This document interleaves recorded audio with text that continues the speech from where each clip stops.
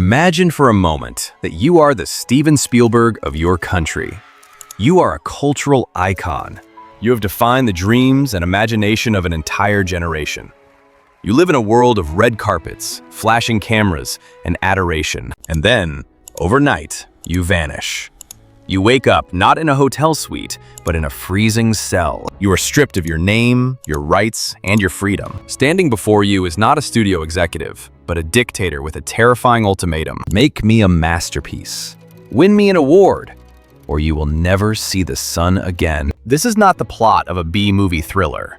This is not a Cold War spy novel. This is the true, almost unbelievable story of Shin Sang-ok and Choi Yoon-hee. In 1978, the most famous celebrity couple in South Korea was stolen from the face of the earth. Their kidnapper? The future leader of North Korea, Kim Jong-il. His motive?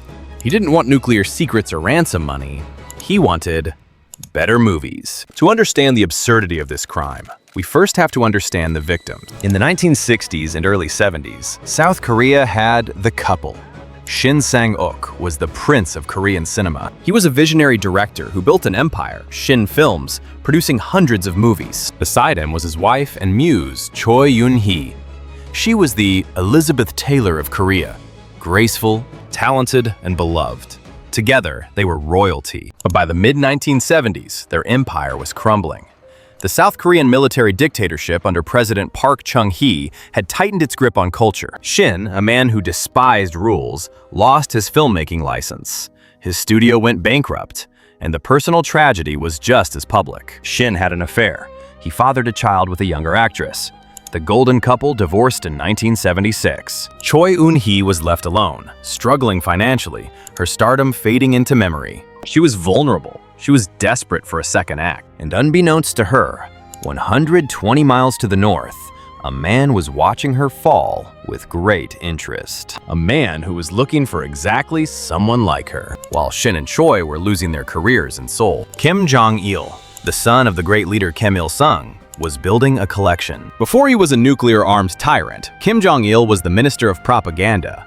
But more than that, he was an obsessive cinephile. Intelligence reports suggest he owned a private library of over 15,000 films. He watched everything: James Bond, Rambo, Friday the 13th, and ironically, the very South Korean dramas starring the woman he would soon kidnap. Years later, secret tape recordings would reveal Kim's deep frustration with his own country's output. In a candid moment, he complained, "Why are our films so filled with crying? There is nothing new. We don't have any new stories." Kim Jong-il understood something his father didn't: soft power. He knew that a nation isn't just defined by its army, but by its culture. He wanted North Korean films to compete at Cannes, at Berlin, at the Oscars, but his local directors were terrified of him. They produced safe, boring propaganda to avoid execution. Kim needed a spark. He needed talent that couldn't be bred in captivity. He needed to import it, and he decided that if he couldn't hire the best, he would steal them. January 1978. Choi Yoon-hee receives an offer that seems too good to be true. A businessman in Hong Kong, posing as a director named Wang, offers her a massive contract to direct a film and save her failing art school. For a woman in debt and isolation, this was a lifeline. She flies to Hong Kong. For a few days, she is wined and dined by a female associate of director Wang. Then comes the fateful afternoon, January 14th. The associate suggests a boat ride at Repulse Bay to meet the mysterious investor. Choi steps onto a small motorboat, but as they pull away from the shore, she notices something is wrong. The crew isn't looking at her. They are silent. Rough. The boat doesn't head to a yacht. It heads out to open sea. She tries to protest. A man grabs her arm. A needle plunges into her skin. As the sedative takes hold and the lights of Hong Kong fade into the distance, she hears the words that seal her fate. "Madam Choi, we are going to the bosom of the general." 8 days later, she arrives at the port of Nampo, North Korea, and standing there on the dock to greet her, smiling like a fan meeting his idol, is Kim Jong-il himself. He extends a hand and says, "Thank you for coming, Madam Choi," as if she had a choice. Back in Seoul, the rumors were vicious. The press speculated that Choi had run off with a lover or fled her debts. But one man didn't believe the gossip: Shin Sang-ok. Despite the divorce, despite the affair, Shin knew his ex-wife. He knew she wouldn't abandon her children. Driven by guilt and a lingering love, he began to hunt for her. He traced her steps to Hong Kong. He interrogated her contacts. But Shin was walking into the lion's den. North Korean intelligence had anticipated his arrival. They knew that if they took the queen, the king would follow. July 1978, 6 months after Choi vanished. Shin is lured into a car under the pretense of getting a fake South American passport, his only way to travel, since his own government had revoked his documents. The trap snaps shut. A bag is thrown over his head. Chloroform fills his lungs. The Prince of Cinema is bundled like cargo, wrapped in plastic sheeting to avoid detection, and thrown into the hold of a freighter. Within 6 months, North Korea had successfully abducted the 2 most important figures in South Korean entertainment. But their experiences in the Hermit Kingdom would be vastly different. While Choi was placed in a gilded cage, Shin was about to enter a living hell. For the next 5 years, the couple lived parallel lives, separated by only a few miles, but existing in different universes. Kim Jong-il was playing a psychological game, tailoring a specific hell for each of them. For Choi Yoon-hee, the prison was built of gold. She was housed in the guest house, a sprawling luxury villa. She had servants, a personal chef, and a wardrobe full of clothes. But it was a gilded cage. She was isolated. No phone calls, no letters. She didn't know if Shin was alive. She didn't know if her children in Seoul thought she was dead. Her only visitor was the dictator himself. Kim Jong-il would drop by, playing the role of the charming host. He brought her gifts, took her to the theater, and talked endlessly about cinema. He was trying to groom her, to make her grateful, to make her forget that she was a captive. Shin Sang-ok, however, was not the type to sit and wait. He was a rebel, and rebels in North Korea are broken. Upon arrival, Shin refused to cooperate. He attempted to escape twice. The second time, he managed to slip away from his guards and jump onto a freight train headed for the Chinese border. He made it tantalizingly close to freedom before being discovered. His punishment was severe. He was thrown into Camp Number 6, a political indoctrination camp. For 4 years, the most famous director in Korea lived like an animal. He was kept in a tiny cell, forced to sit in the torture position, cross-legged, back straight, head bowed, for 16 hours a day. If he moved, he was beaten. The hunger was maddening. In his memoirs, Shin wrote about eating grass, catching rats, and even eating ants just to get protein. He watched men die around him. Kim Jong-il was waiting.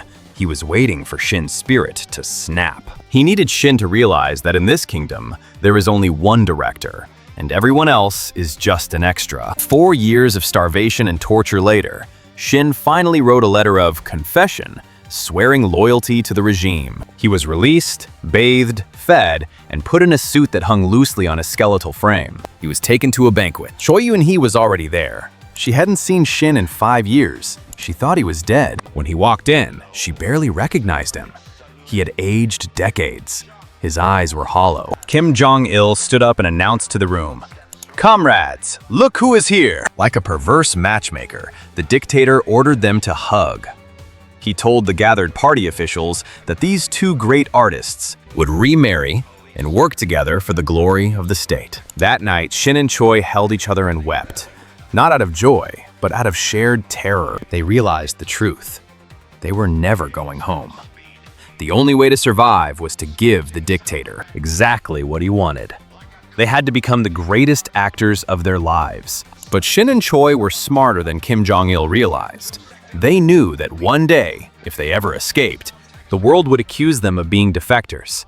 They needed proof. So, in a move of suicidal bravery, Choi began sneaking a micro-cassette recorder into their meetings with the dear leader. This tape is one of the most incredible pieces of intelligence ever gathered. For decades, Western analysts saw Kim Jong-il as a caricature, a madman with puffy hair. But on these tapes, we hear the real man.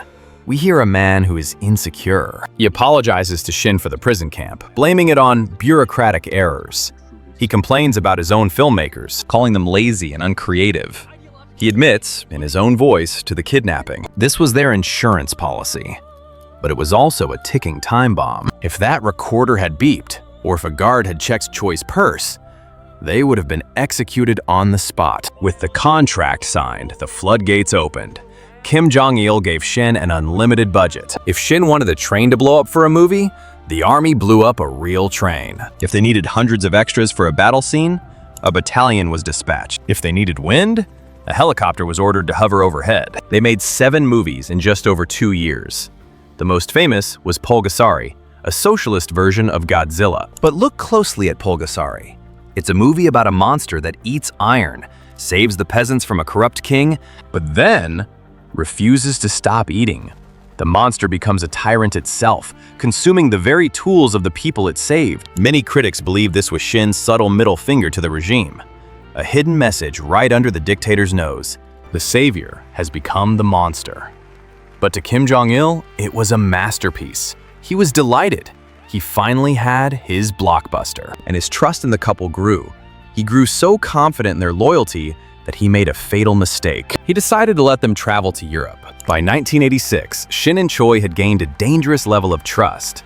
They had delivered hits. They had praised the dear leader. Shin pitched his most ambitious project yet, a massive biopic about Genghis Khan. He told Kim Jong-il that to do it right, they needed Western money and distribution. They needed to go to Vienna. March 12, 1986. They checked into the Intercontinental Hotel in Vienna. They were accompanied by North Korean bodyguards, of course, but the security was looser than in Pyongyang. The agents were distracted by the luxury of the West. Shopping, drinking, relaxing. Shin and Choi knew this was it. It was now or never. They had secretly arranged to meet an old friend, a Japanese journalist named Akira Inoki, for lunch the next day. This was their cover.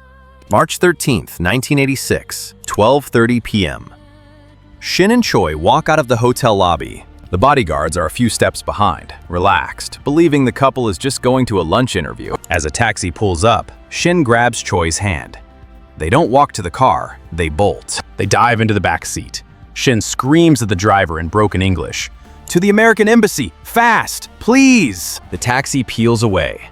Behind them, the bodyguards realize what's happening. They scramble for their own vehicle. A chase ensues through the winding streets of Vienna. Shin keeps looking back. Paranoia grips him. If they are caught now, it's not prison, it's a bullet. Traffic slows them down. The embassy is close, but not close enough.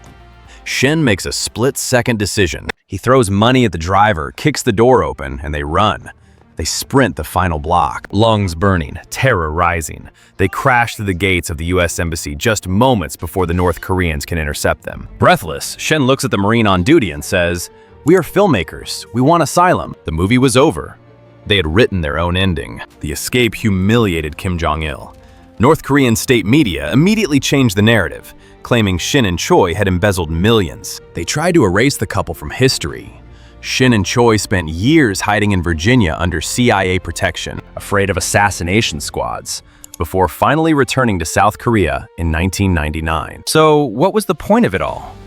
Kim Jong-il's grand experiment proves a fundamental truth about art and power. You can force labor, you can force obedience, but you cannot force creativity. Kim wanted soft power. He wanted respect. Instead, he got Pulgasari, a movie now watched by hipsters as a joke, a symbol of the regime's absurdity rather than its grandeur. The couple were pawns on a geopolitical chessboard. Shin realized that to the north, he was a tool for propaganda. To the south, he was a suspected traitor. To the US, he was an intelligence asset. Everyone wanted a piece of them, but in the end, they belonged only to each other. Shin Sang-ok passed away in 2006. Choi Eun-hee followed him in 2018. They left behind a legacy that is stranger than fiction. Their films in the North are rarely seen, but those secret tape recordings, they remain the most intimate psychological profile of a dictator ever captured. They stripped away the godlike myth of the Kims and revealed the insecure, petty men beneath. In one of his final interviews, Shin Sang-ok summed up the 8-year nightmare with a director's eye. He said, "My life was like a movie. It had suspense, it had tragedy, and it had a chase scene. But it is a movie I never, ever want to see again." Thanks for watching.